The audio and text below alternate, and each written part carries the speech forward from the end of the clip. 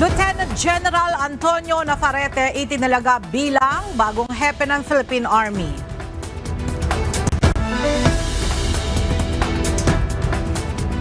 Voter registration bilang paghahanda sa susunod na pagdaraos ng barangay at sangguniang kabataan elections magsisimula na bukas. Tatlong biktima ng human trafficking na bibiyahe sana ng Spain, nasagip ng Bureau of Immigration.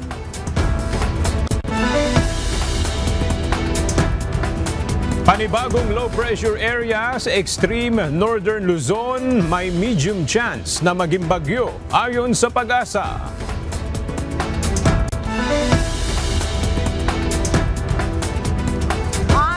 Residenteng lumikas dahil sa tsunami warnings matapos ang malakas na lindol sa Russia, pinauwi na.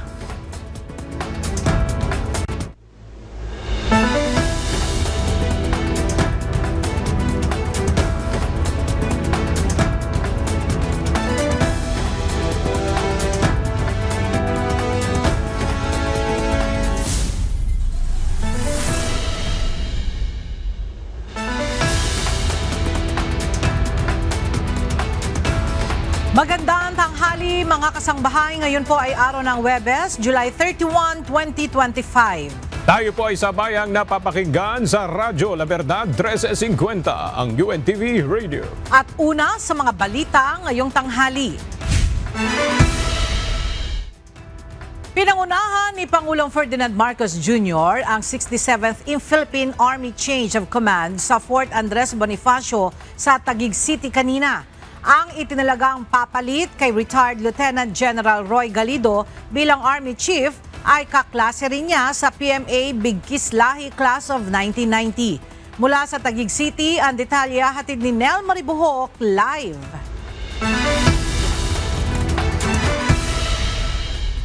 Nel, sino na ba ang naitalagang bagong hepe ng Philippine Army?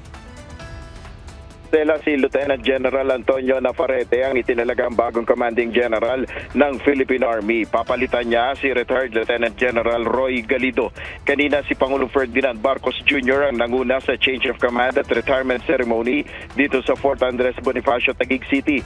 Parehong PMA Bigkislahi Class of 1990 ang outgoing at incoming Army Chief. Sa kanyang inaugural speech, tututok si Lieutenant General Navarrete sa Human Capital Development. Magiging prioridad rin anya niya ang physical at mental health ng mga sundalo. Ayon naman kay Pangulong Marcos Jr., natapat ang bagong Army Chief sa kasalukuyang hamon na kinakaharap ng bansa tulad ng geopolitical tensions. Nangako ang Commander-in-Chief ng patuloy na suporta sa hukbong katihan. Yan muna ang ating update. Balik sa iyo, Ella. Maraming salamat, Nel Maribuhok. Plano ng Senado na irekomenda kay Pangulong Ferdinand Marcos Jr. na maglabas ng Executive Order o EO para sa total ban o tuluyang pagpapatigil ng online gambling sa bansa. Ito ay sa gitna ng paglala ng masasamang epekto nito sa mga mamamayan, hindi lang sa matatanda, kundi maging sa mga minor de edad. Narito ang report ni Asher Cadapan Jr. Mga pamilyang naghihiwalay, mga estudyanteng hindi na pumapasok at mga manggagawa na hindi nagagawa ang trabaho. Ilan lang ito sa mga masamang nangyayari dahil sa pagsusugal online ayon kay Senador Erwin Tulfo. Bunsod nito, nais ng senador na ipatigil ora mismo ang online gambling sa bansa. Aniya, pakikinggan niya ang mga posisyon ng mga kapwa niya senador at kukumbinsihin ang mga ito na idulog ito sa palasyo. Dapat meron tayong executive order, siguro. Pero we have to recommend to the President. Pero before that, I will have to talk to the committee. Where do we go from here? Dapat we're on the same page, di ba? Hindi pwede yung chairman ayaw, pero ilang members ko hindi. Dapat unanimous. Decision natin para malakas-lakas. Sa plenaryo, tumayo rin si Senador Juan Miguel Zubiri upang mariing kondenahin ang pagsusugal online. Sa kanyang privilege speech, inihayag rin ng senador ang kanyang labis na pagkadismaya. Partikular na ang hindi pagbanggit ni Pangulong Ferdinand Marcos Jr. ng issue sa kanyang State of the Nation address o SONA noong Lunes. Using the words of the President, mahiya naman kayo sa mga pamilyang winawasak ninyo dahil sa online gambling. My worry, my dear colleagues, is that a time will come that online gambling, due to the sinful money they earn, they will continue to lord it over for the next decades. So my dear colleagues, I appeal to you. I beg you, let us act now. Let us set the policy right while we still can. Ilang senador rin ang nagpahayag ng pagsuporta sa pagbaba ng online gambling, kabilang na si Senador Loren Legarda. I think half the Senate are authors of our own versions of the ban on online gambling. And I was expecting it to be mentioned last Monday. I hope that there could be pronouncements in the coming days, if not weeks, for either an executive order or just simply for the PAGCOR to discontinue its online gambling program. Kaugnay nito, nangako si Senador Erwin Tulfo na prioridad ng kanyang komite ang pagdinig sa mga issue ng online gambling na inaasahan sa susunod na linggo. Asher Cadapan Jr., UNTV News and Rescue. Diyos ang aming sandigan, serbisyo publiko ang aming pinahalagahan.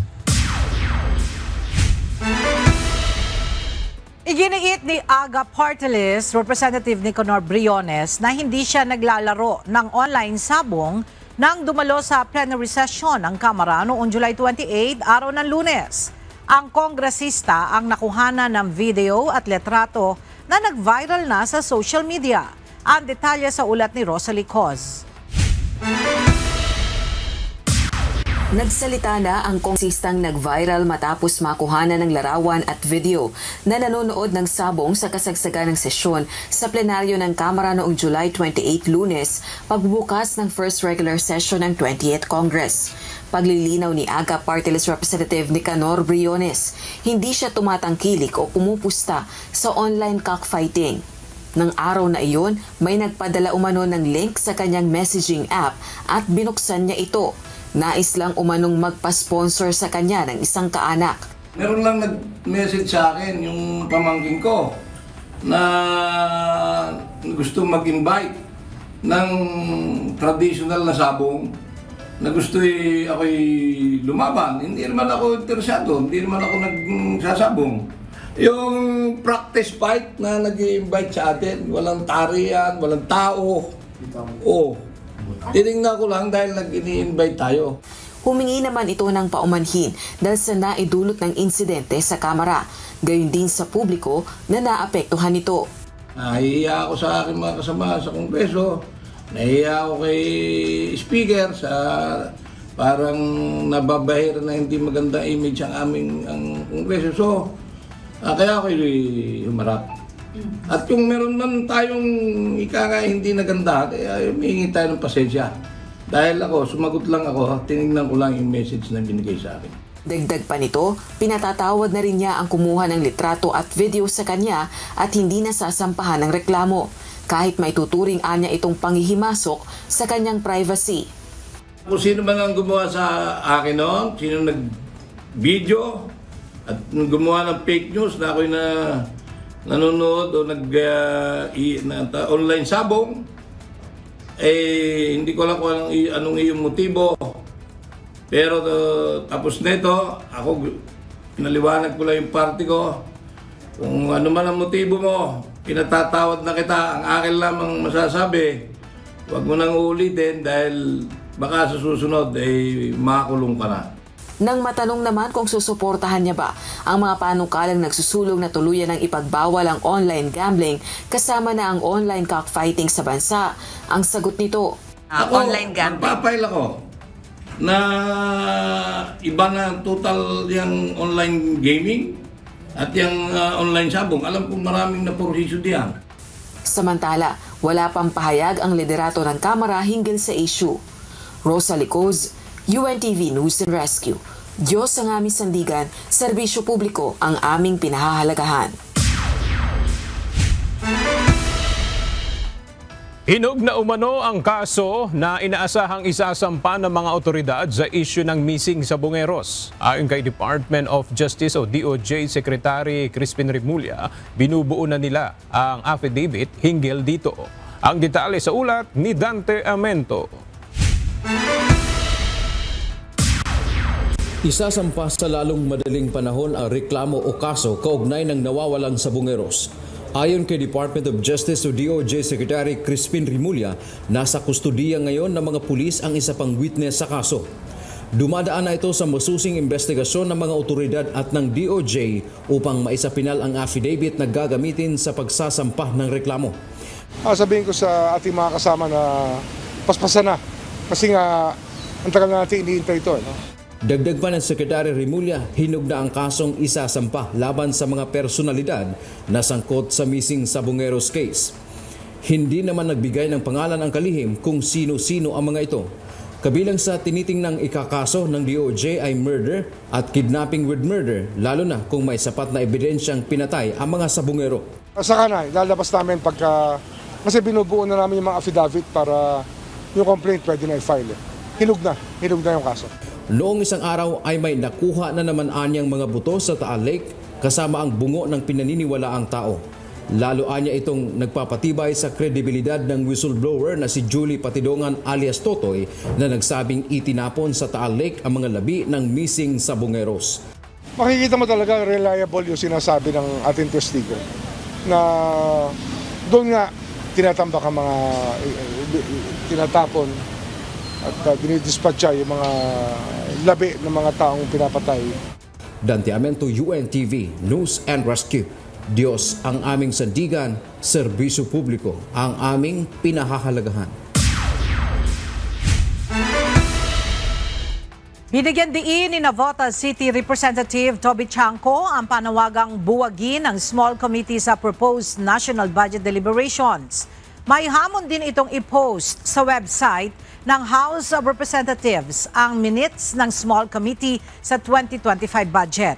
Mula sa House of Representatives may report si Rosalie Coz live.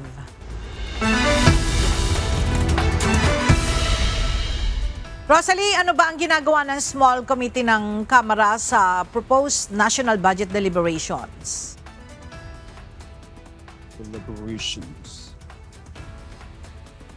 Binubuo para magkaroon ng epektibong consolidation ang individual amendments ng mga miyembro ng House of Representatives para sa proposed national budget. Yan ang paliwanag ni Attorney Vincent Abante, tagapagsalita ng Kamara. Pero ayon kay Navotas City Representative Toby Chanco, matagal na nga niyang pinapanawagan na buwagin ito dahil nangyayari umano ang insertion o budget insertion sa small committee at maging sa bicameral conference committee.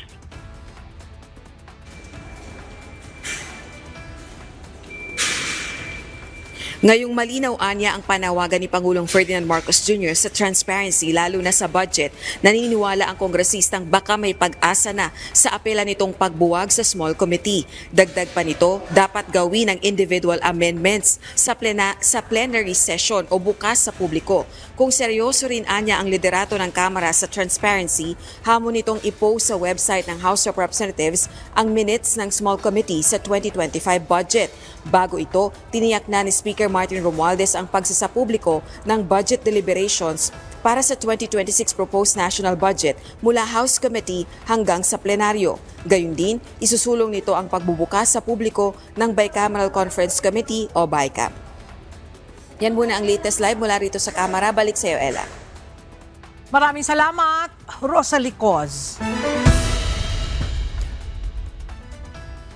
Magsisimula na bukas ang voter registration bilang paghahanda para sa idaraos na susunod na barangay at sangguniang kabataan elections o BSKE na tatagal ng 10 araw. Bubuksan din ng Commission on Elections o COMELEC ang Register Anywhere program sa ilang lugar sa Metro Manila. Mula sa Maynila, makibalita tayo kay Dante Amento live.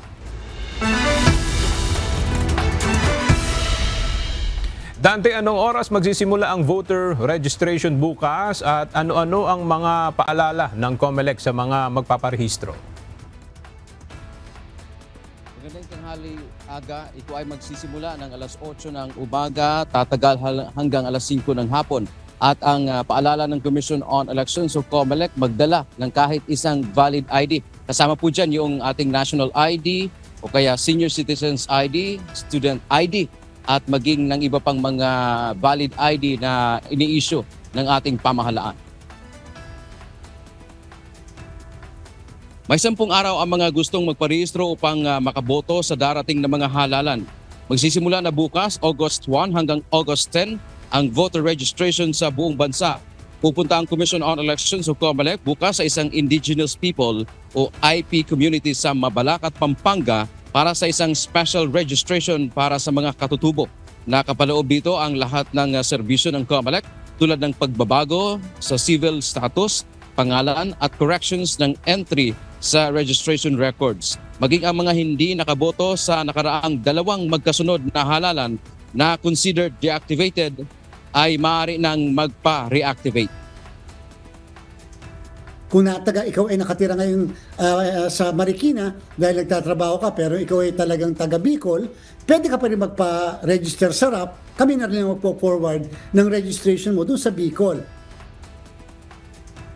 Mayroon ding pilot test ng Register Anywhere at Anytime program o RAP dito sa Metro Manila. Ibig sabihin kahit galing sa isang probinsya at nagtatrabaho o nagkataon na nandito sa National Capital Region ay pwedeng magparehistro. Mayroong RAP sa Ninoy Aquino International Airport o NAIA, Parañaque Integrated Terminal Exchange o PITX, SMX Manila, Mall of Asia sa Pasay City, Luneta, SM North sa Quezon City, Palacio del Gobernador, partikular na sa Chairman's Hall at iba pa. Pangunahing target ng COMELEC na marehistro ang nasa edad 15 hanggang 17 taon para makaboto sa barangay at sangguniang kabataan elections o BSKE. Nasa 1 milyon din ang inaasahan ng komisyon na makapagparehistro sa loob ng 10 araw.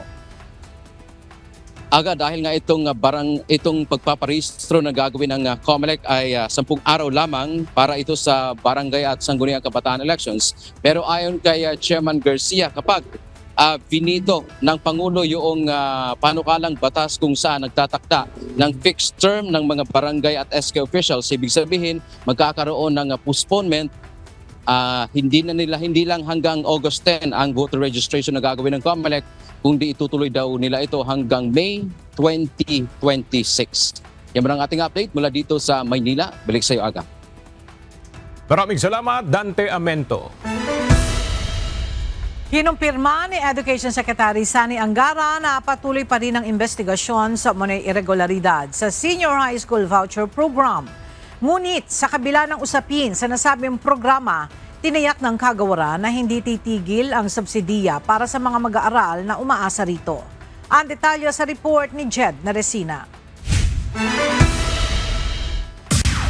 Pursigido at nanindigan ang Department of Education na magsampa ng mga kaso laban sa mga nasa likod ng umano'y anomalya sa Senior High School o SHS Voucher Program. Ayon kay Education Secretary Sani Angara, isa sa layo nito ay hindi lang mapanagot ang mga sangkot, kundi upang mabawi rin ang milyong-milyong pondo ng pamahalaan na inilaan dito. Nag-file na po namin ng mga kaso, hindi lang civil para ma-recover po yung bayad, pati kriminal, para maturuan na rin ng leksyon na yung sistema hindi dapat pinaglalaroan dahil mataas ang halaga ng pinag-uusapan dito, hindi lang yung halaga ng pera, pero yung halaga ng nawawala sa nakararapat na dapat tumanggap na voucher na ito. Dagdag pa ng kalihim, bukod sa naunang na-recover na nasa 65 million pesos na refund mula sa mga paaralan na sinasabing sangkot sa umano'y irregularidad, ay lumobo pa ang nasabing halaga. Hindi lang 65, parang mas malaki pa yata. Yung Claire, parang nasa 100 na yata. So talagang kami continuous ang ating investigation dyan at paano palakasin yung sistema para wala nang makakadaya nito.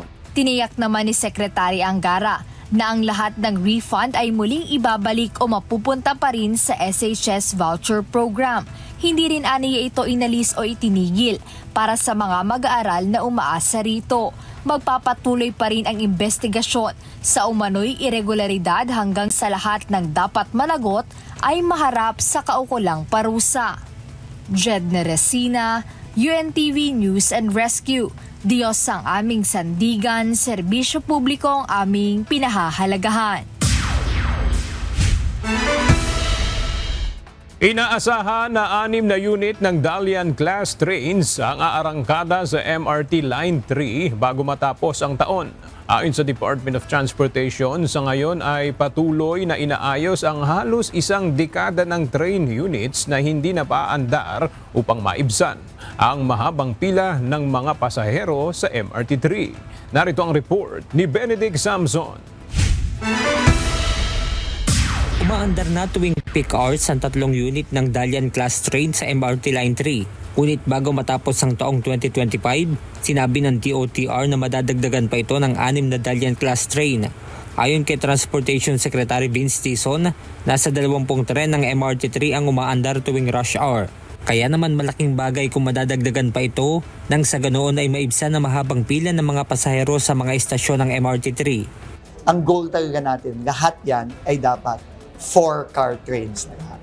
Kasi mas madali yun. Mas iksi ng konti, hindi na ganun kalaki. Siguro 30 seconds, faster yung magiging headway. Shorter yung magiging headway. 3 minutes ata ngayon, so pwede natin ibaba to 2.5 minutes. So hopefully. Ayon pa sa kalihim, ang bigat ng Dalian class train ang dahilan kung bakit ito hindi na paandar na mahabang panahon. Ngunit nasosolusyonan na ito sa ngayon. Actually, yung pagkabigat niya, na-address na yon nung TUV Rhineland assessment. Sinabi ng TUV Rhineland na totoo mabigat siya yung tear weight niya, ibig sabihin walang laman. Pero pagkapuno siya, pwede naman siya, kaya naman siya ng sistema. So ang sinabi ng mga Germans, TUV Rhineland, yung weight niya na puno ang importanteng basehan. At nag-agree din doon ang Sumitomo. So, nung na-establish na yon, yung mga ibang mga bagay na lang na dun sa checklist ng Sumitomo ang sinigurado para sa safety. Sa taong 2026 naman ay inaasahan ng DOTR na mapapatakbo na ang natitira pang 39 units ng Dalian class train. Sa panahong iyon, kaya na rin gawing 4 na bago na aandar na tren sa MRT Line 3. Benedict Samson, UNTV News and Rescue. Diyos ang aming sandigan, serbisyo publiko ang aming pinahahalagahan. Inaayos na ng Department of Transportation ang pag-arangkada ng Love Bus sa mga lungsod ng Cebu at Davao. Alinsunod ito sa nabanggit sa ika-4 na State of the Nation Address ni Pangulong Ferdinand Marcos Jr. na muling pagbiyahe ng ganitong uri ng bus unit. Ayon kay Transportation Secretary Vince Dizon, mula sa libreng sakay program na inilunsad ng DOTR sa Cebu City at Davao City. Dito na rin kukuha ng bus at ruta ang kagawaran para sa gagawing modernong Love Bus. Muli ring sinabi ng kalihim na magiging libre ang pamasahe sakaling mailunsad na ang naturang bus. Sa ngayon, libre siya sa peak hours, no? So, 6 to 9 ng umaga at 5 to 8 ng hapon. At libre buong araw kapag weekends at holidays. Hindi pa namin napag-uusapan ng Metro Manila. Uunahin muna natin ang Visayas at Mindanao. Pero, hahanap tayo ng mga ibang rota sa labas ng EDSA. No, yun ang ating pinaplano, no? Dahil ang pagpapalibreng sakay sa EDSA busway carousel sa aming palagay masyadong mahal, masyadong mataas. Pinalawig ng Land Transportation Office ang oras ng operasyon ng Courier Hub sa kanilang central office upang mapabilis ang pamamahagi ng mga plaka. Simula August 2, bukas na rin ito tuwing araw ng Sabado mula alas 9 ng umaga hanggang alas 4 ng hapon, habang pinalawig naman ang weekday operations hanggang alas 6 ng gabi. Layunin ng hakbang na ito na mas mapaglingkuran ang publiko alinsunod sa direktiba ni Pangulong Ferdinand Marcos Jr. at Transportation Secretary Vince Dizon. Umaasa naman ang ahensya na sa pamamagitan ng pinalawak na serbisyo, mapapabilis ang pagkuha ng mga plaka ng sasakyan. Bibiyahe si Pangulong Ferdinand Marcos Jr. patungong India mula August 4 hanggang 8 para sa isang official state visit sa paanyaya ni Prime Minister Narendra Modi. Magkakaroon siya ng pakikipagpulong sa New Delhi at Bangalore kasama ang mga negosyante mula sa dalawang lungsod. Magtutungo rin si PBBM sa isang meet and greet kasama ang Filipino community sa New Delhi.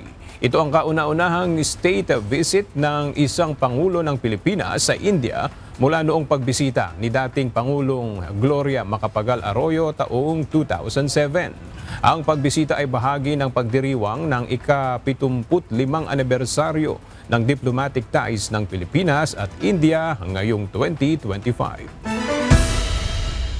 Pinatitigil na ng Department of Migrant Workers ang broker system sa deployment ng mga Pinoy patungong South Korea. Ayon sa ahensya, hahabulin nila ang mga broker na humihingi ng placement fees mula sa mga manggagawang ipapadala umano sa ibang bansa.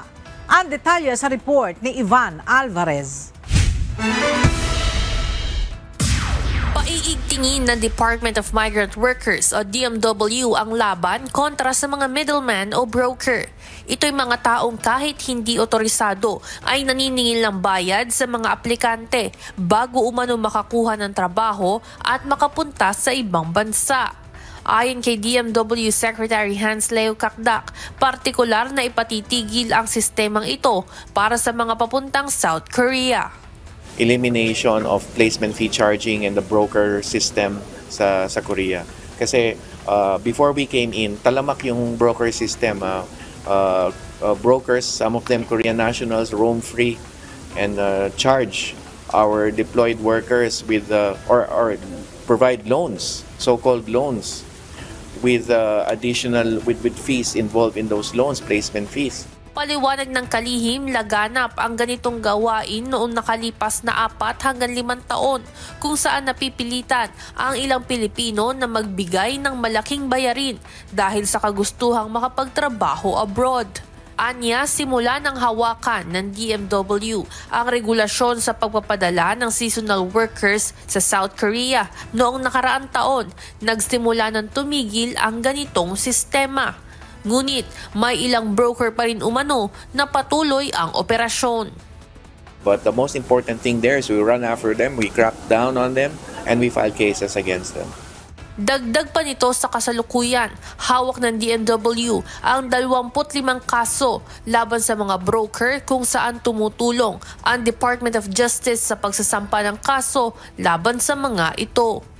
Samantala, ayon kay Secretary Kakdak, inaasahang lalagda ang DMW ng isang interagency memorandum circular kasama ang Department of Interior and Local Government, Department of Foreign Affairs at iba pang kinauukulang ahensya upang tuluyang masugpo ang problema laban sa mga nananamantala sa mga OFW. Ivan Alvarez, UNTV News and Rescue. Diyos ang aming sandigan, serbisyo publiko ang aming pinahahalagahan.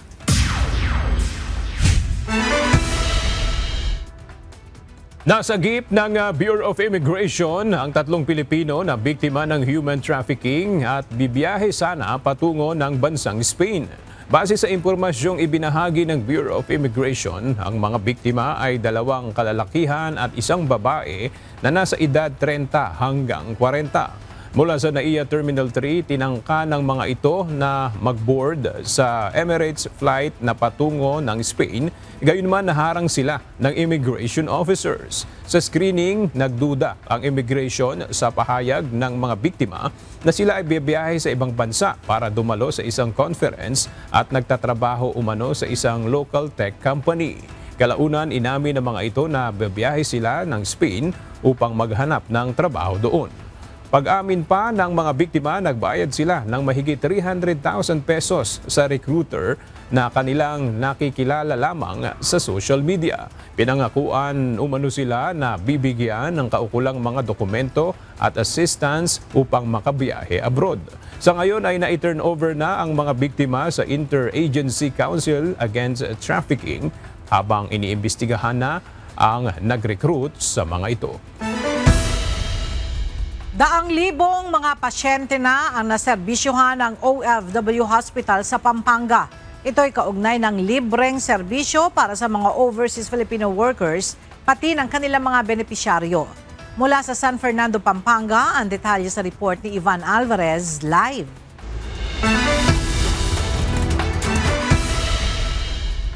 Ivan, gaano na karami ang naserbisyohan ng OFW Hospital at paano nila nagagawa na zero balance billing o libre lahat ng kanilang mga serbisyo dyan? Yes, Ella, magandang tanghali dito sa OFW Hospital. Simula noong 2022 hanggang ngayon 2025, nakapagtala na ng higit 227,000 na mga pasyente ang naserbisyohan mula dito sa naturang ospital.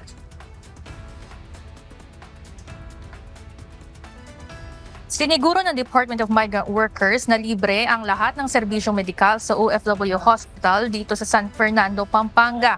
Ayon kay Migrant Workers Chief Hans Leo Kakdak, simula nang itayo ito, libre ang serbisyo hindi lang sa mga OFW, kundi pati na rin sa kanilang mga mahal sa buhay gaya ng asawa, anak, magulang at maging mga kapatid.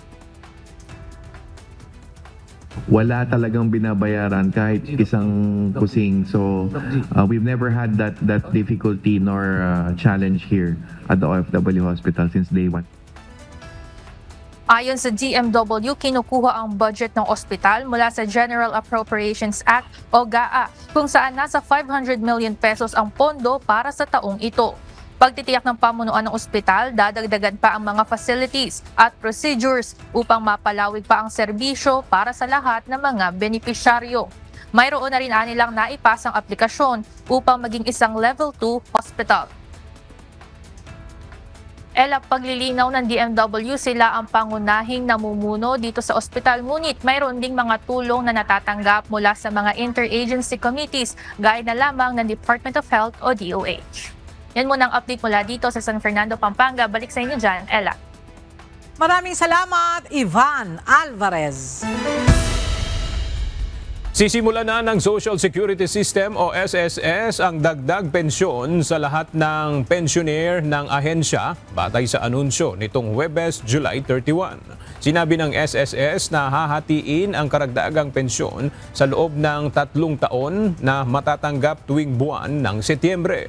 Batay sa anunsyo, ang lahat ng retirement at disability pensioners na pumasok ng Agosto ngayong taon ay tatanggap ng kabuuang 10% increase, habang ang death at survivor pensioners naman ay makakakuha ng dagdag na 5%. Ayon sa SSS, matapos ang 3 taon ay magiging mas mataas na ang matatanggap ng retirement at disability pensioners at gayon din ang survivor pensioners. Nilinaw naman ng SSS na ang increase ay hindi naman mangangahulugan na tataas ang SSS contribution ng mga miyembro. Makikipag-ugnayan ang Department of Energy sa iba pang sangay ng pamahalaan para sa plano na isama ang mga miyembro ng Pantawid Pamilya Pilipino Program of 4Ps sa Lifeline Rate Program. Sa ilalim ng programa, binibigyan ng subsidiya ang mga mahihirap nating kababayan para mas mura ang babayarang kuryente. Ayon kay Energy Secretary Sharon Garin, sa ngayon ay tanging nasa 330,000 lamang mula sa 4.5 million na 4Ps beneficiaries ang naka-enroll sa Discounted Power Rate Program.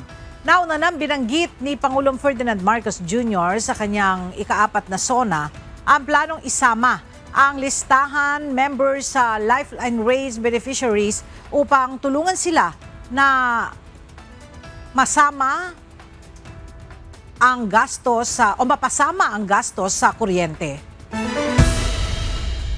Inihayag gayon ni Senator Risa Ontiveros na nakapagpapahirap sa proseso ang dagdag na requirement sa impeachment process, kaya naman nagiging hamon para sa Senado ang pagklaro sa mga lumalabas na katanungan at concerns kaugnay sa impeachment case laban kay Vice President Sara Duterte.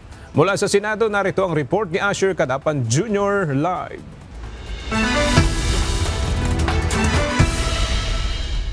Asher, umaasa pa rin ba si Senator Ontiveros na magkakaroon ng impeachment trial sa kabila ng desisyon ng Korte Suprema? Always hopeful o laging umaasa si Senador Risa Ontiveros sa mga ganitong proseso kagaya ng impeachment process na obligasyon ng Senado. walang may gusto ng constitutional crisis. Ito ang binigyan diin ni Senador Ontiveros sa gitna ng pahayag ng ilang miyembro ng mataas na kapulungan ng Kongreso na magkakaroon ng constitutional crisis o impasse. Partikular ito kung itutuloy ang impeachment trial ni Vice President Sara Duterte sa kabila ng inilabas na desisyon ng Supreme Court na unconstitutional ang isinampang kaso. Bunsod nito, sinabi ng mambabatas na pinag-aaralan ng mga senador ang tama at dapat na hakbang na gagawin ng Senado kaugnay ng pasya ng kataas-taasang hukuman. Kabilang na dito ang mga karagdagang requirement o proseso sa impeachment proceedings na mahalaga sa mga susunod na mga kasong isasampa sa hinaharap. Aniya, isa itong seryosong tanong at concern na naririnig na rin anya niya sa mga kasamahan nito sa Senado at maging sa ilang mga constitutionalists at legal experts. So in a sense, humihirap o bumibigat yung aming responsibilidad sa ngayon na klaruhin itong mga lumalabas na concerns tungkol sa impeachment process per se para magabayan kami sa kasalukuyang impeachment at yung implikasyon din ito sa mga posibleng susunod pang mga impeachment process sa mga susunod na maraming taon pa.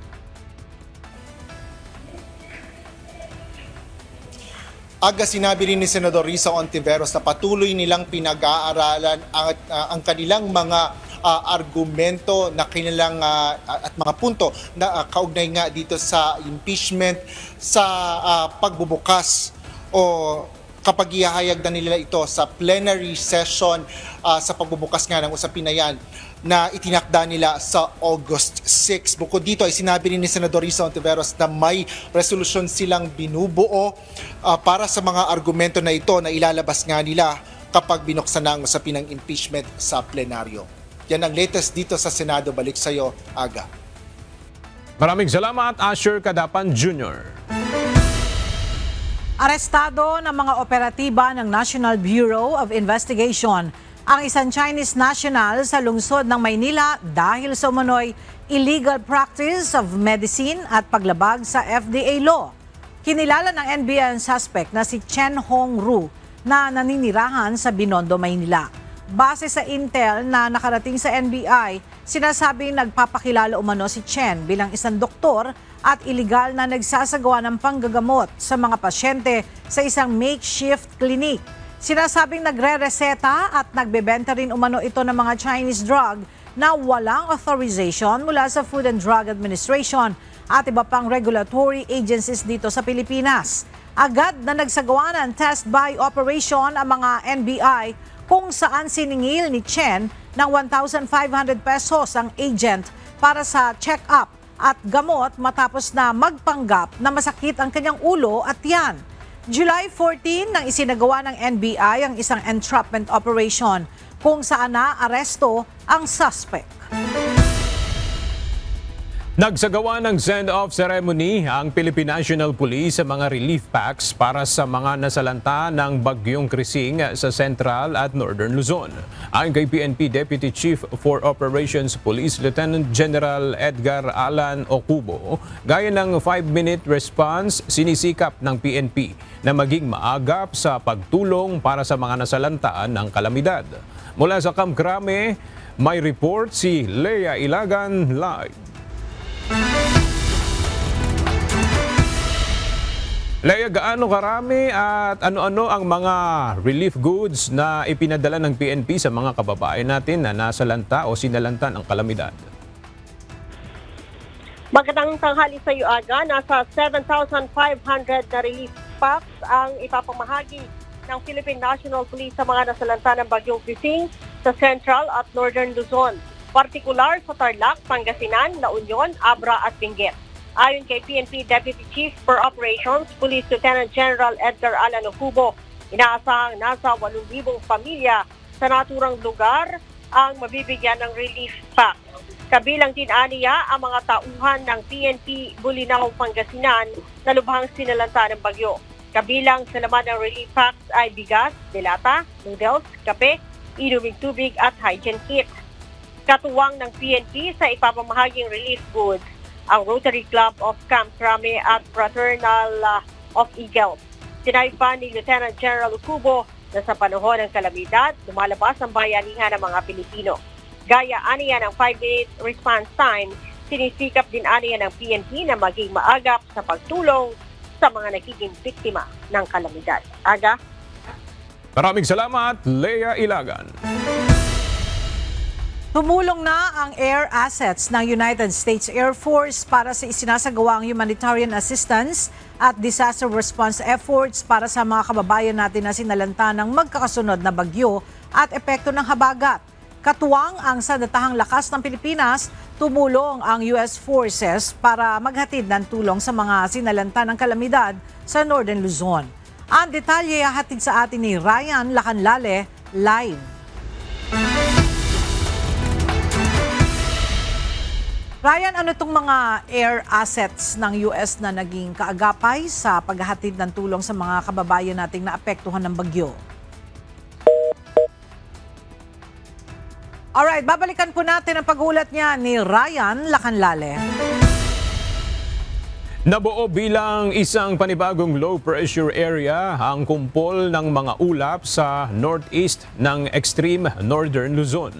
Base sa latest weather bulletin ng Pag-asa, ang bagong LPA ay nabuo sa labas ng Philippine Area of Responsibility at mayroong medium chance na maging isang bagyo sa loob ng susunod na 24 na oras. Samantala, patuloy pa rin na magdadala ng mga pag-ulan ang southwest monsoon o habagat sa ilang panig ng bansa.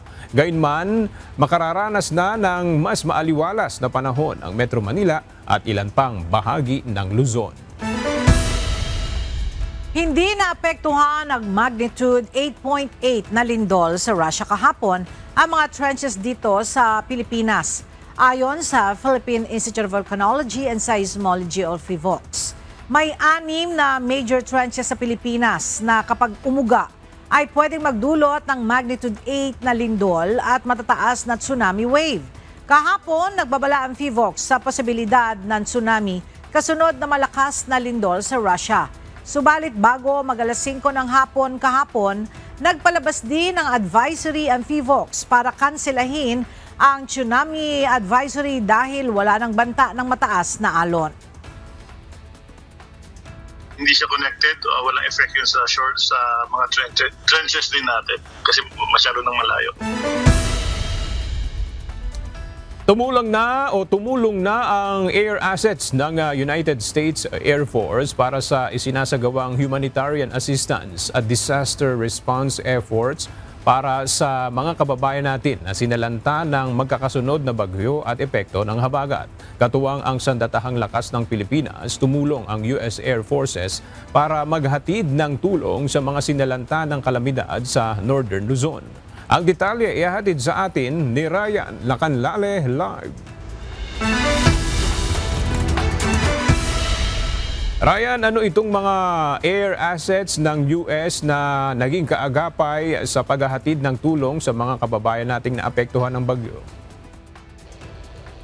Aga, isa itong CV-22 Osprey fixed-wing aircraft. Ginagamit ito ng US sa combat search and rescue, quick reaction force insertion at resupply mission sa mga remote area.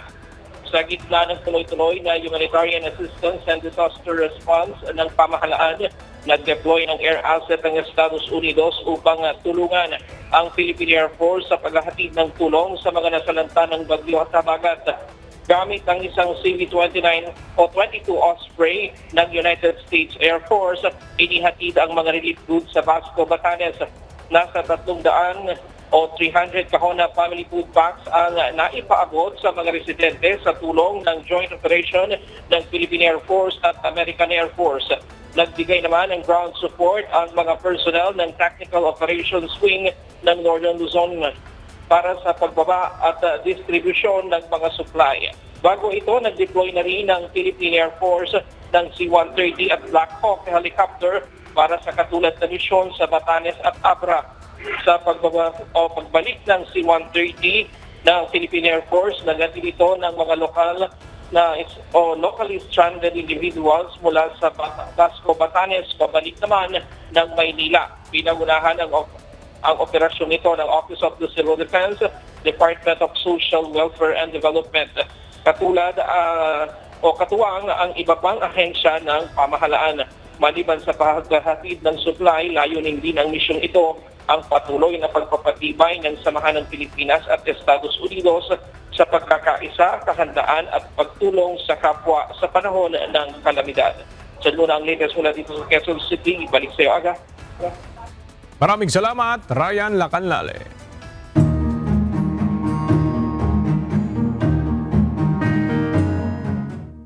Nagsimula ng magsiuwian ngayong araw ang mahigit sa 1,000 pamilya sa Canlaon City sa Negros Oriental. Ito ay matapos ang 8 buwang pamamalagi sa evacuation center dahil sa pagputok ng Bulkang Canlaon. Pero may ilan pa rin ang nananatili sa evacuation center. Ang detalye sa report ni Lane Moreno live.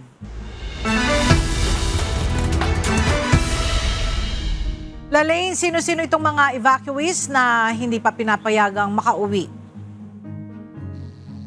Ela, itong mga evacuees na kasalukuyang nasa evacuation centers na hindi pa muna pinayagan ng Office of Civil Defense na makauwi sa kanilang tahanan. Ito ay dahil pasok kasi doon sa loob ng 4-kilometer danger zone ang kanilang mga bahay. Ayon kasi sa PBOX, kahit na ibinaba na sa alert level 2 ang bulkan, ay posible pa rin pumutok ito at maglabas ng pyroclastic density current.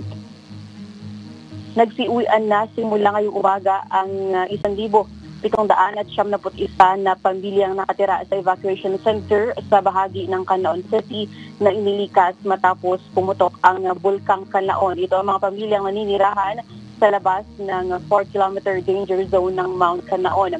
Ang 45 pamilya naman o 163 individuals ay nasa evacuation centers pa rin dahil pasok sa 4-kilometer danger zone ang kanilang mga bahay. Kahit na nasa alert level 2 ang bulkan, may posible pa rin kasi nga pumutok nito o maglabas ng mga pyroclastic density current. Matapos pa ng gabi, inanunsyo ng Philippine Institute of Volcanology and Seismology o PVOX na ibinaba na sa alert level 2 ang bulkan dahil sa ilang mga parameters na nagpapakita ang bumaba na ang aktibidad nito. Pero ngayong araw lang pinayagang makauwi ang mga residente dahil inilatag pa muna ng Emergency Operations Center ang maayos na pagpapauwi sa kanila, lalo na ang pagbiyahe ng kanilang mga kagamitan. Matapos ang 8 buwang paninirahan sa mga eskwelahan at evacuation centers, makakauwi na rin sila sa kanilang tahanan.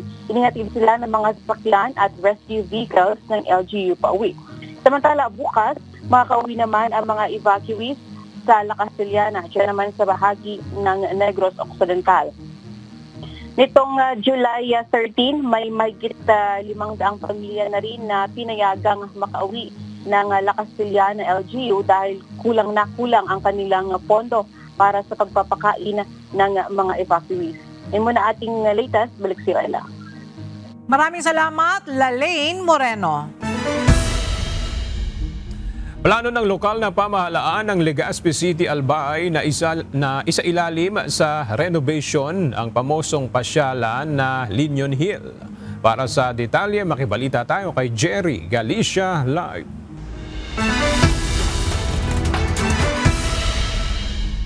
Jerry, kailan posibleng umpisahan ang renovation sa Linion Hill sa Albay at ano-ano yung mga aayusin doon? Yes, bumubuo na ng master plan ang lokal na pamahalaan ng Albay sa pagsaayos at o pagkapaganda muli ng sikat na pasyalan doon sa Albay, ang Linion Hill sa Legazpi City. Kasalukuyang bumubuo ang pamahalaan lokal ng Albay ng bagong master plan para sa Linion Hill na naglalayong bigyan ng isang refresh look at vibrant atmosphere na isa sa mga pangunahing at sa Provincial Tourism, Culture and Art Office, Albay o PTCAO, ang pagbuo ng master plan ay ang pangunahing dahilan kung bakit hindi pa lubusang magagamit ang lahat ng pasilidad sa Linion Hill. Ito ay bukas pa lamang para sa jogging, paglalakad at pagsilit sa tanawin ng Bulkang Mayon at buong Legazpi City. Ayon kay Governor Noel C. Rosala, ang pagsaayos ng naturang pasyalan ay upang mas maging kaakit-akit ito sa mga bisita at mas mapakinabangan ang potensyal bilang karagdagang atraksyon ng lalawigan.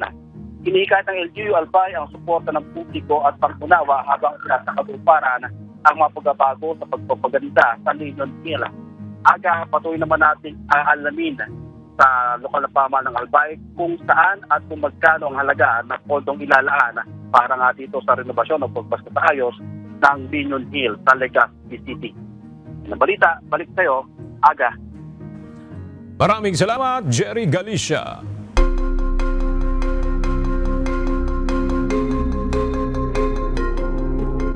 Binawi na ang tsunami warning sa buong Pacific matapos ang 8.8 magnitude na lindol sa Kamchatka, Russia na nagdulot ng pansamantalang paglikas ng milyong-milyong residente sa iba't ibang bansa. Sa Russia, sinalanta ng malaking alon ang port ng Severodvinsk at tinangay ang ilang istruktura.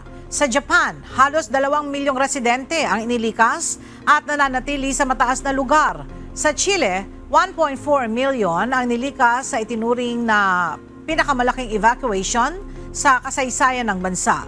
Sa Peru at Hawaii, nagdulot din ng kanselasyon ng biyahe at pagsasara ng mga pantalan ang babala. Ngunit agad ding bumalik sa normal ang operasyon matapos bawiin ang itinaas na tsunami alert. Nagbabalak ang US Centers for Disease Control and Prevention o CDC na maglabas ng travel notice para sa China kasunod ng pagtaas ng kaso ng chikungunya sa Guangdong Province. Ayon sa ulat, umabot na sa mahigit 4,000 ang kumpirmadong kaso ng mosquito-borne disease sa nasabing rehiyon hanggang July 26. Naglabas na rin ng babala ang World Health Organization upang pigilan ang pag-ulit ng malawakang outbreak gaya noong 2004 hanggang 2005. Nagkaroon ng technical glitch sa air traffic control system sa United Kingdom na nagresulta ng kanselasyon ng mahigit 120 flights ngayong araw. Ayon sa National Air Traffic Services o NATS, agad na ayos ang problema ngunit pansamantalang nilimitahan ang dami ng eroplanong pinapayagang bumiyahe sa London. Apektado ng glitch ang mga paliparan sa Heathrow, Gatwick at Edinburgh na nasabay sa dagsa ng pasahero dulot ng summer holiday season. Mariing kinondena ng mga airline executive ang insidente at nanawagan si Ryanair CEO Neil McMahon ng pagbibitiw ng NATS chief.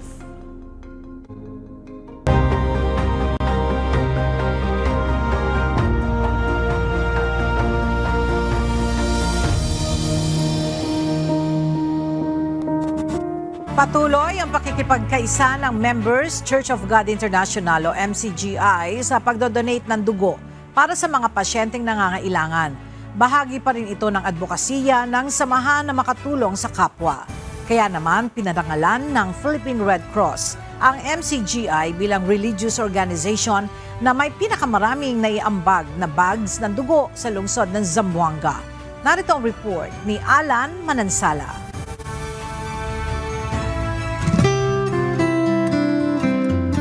Sa ibinahaging kwento ni Red Cross Chairman Dr. Victor Liozo Jr., hindi bababa sa 100 bags ng dugo ang kailangan sa 11 ospital sa isang linggo sa lungsod. Aniya, maraming pasyente ang mula pa sa Karatig Probinsya at sa Zamboanga City pa dinadala gaya ng dialysis patients na nangangailangan din ng dugo. Kaya't napakalaking tulong sa lungsod ang regular na pagbibigay ng dugo mula sa mga partners nito, lalo na sa Members Church of God International o MCGI.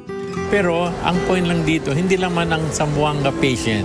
Nandito na ang Basilan, nandito ang Holo, Zamboanga Sibugay, Dipolog, etc. So we have to serve. We cannot deny them. Sa isang hospital, you have patients. And this patient needs at least 2 units of blood. So when you collect at least 100, it will not last for 1 week. This is a form part na nagre-recognize tayo those who supported, sino yung mga nagdo-donate at nag-organize talaga ng mga mobile blood donations just like MCGI. Thankful kami for helping us and we hope na continuously yun. Kaya naman sa isinagawang yearly recognition ng Philippine Red Cross, muli nitong binigyan ng parangal ang MCGI bilang religious group na may pinakamaraming naibigay ng bags ng dugo mula July 2024 hanggang June 2025. And our Bloodiest religious community goes to Members Church of God International. Congratulations. Isa kasi ito sa adhikain ni Kuya Daniel ang makapag-donate ng dugo ang mga kapatid para makatulong sa lahat ng mga kapatid na nangangailangan, pati sa ating mga kapwa-tao. At makakaasa ang Red Cross na patuloy ang NCGI or Members Church of God International na makapag-donate ng dugo. Give blood, give hope, together we save lives. Alan Manansala, UNTV News and Rescue. Diyos ang aming sandigan, serbisyo publiko ang aming pinahahalagahan.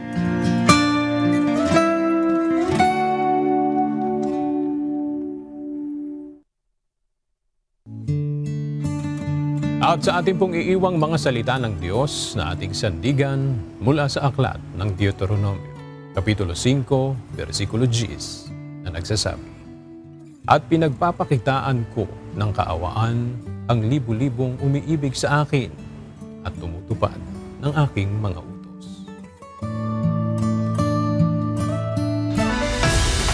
At yan ang mga balitang aming tinutukan at inaksyonan dahil sa aming pagbabalita, una, ang pagkalinga sa kapwa. UNTV CE News, may balita saan mang panig ng daigdig. At dito sa UNTV, Diyos ang aming sandigan, serbisyo publiko ang aming pinahahalagahan. Magandang tanghali.